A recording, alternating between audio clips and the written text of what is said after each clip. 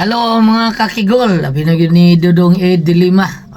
Abi ni mo dong kining pagdrama na mo atong ang panyo ni Veronica. Ako edad ato murag 14 pa. 14 pa akong edad ato dong bago pa tong nagsugod ang akong drama ato nga ang sumpay mo to sa kuan Tiban Loves Lorna. Ya panyo ni Veronica. Daghan to mga basta 14 pa akong edad ato dong daghan pa tong mga sinuwat ni Tiban nga kay ang akong edad nasud ko grado 13 magud so kanang panyo ni Veronica murag 14 pa akong edad ana dong Lima ha.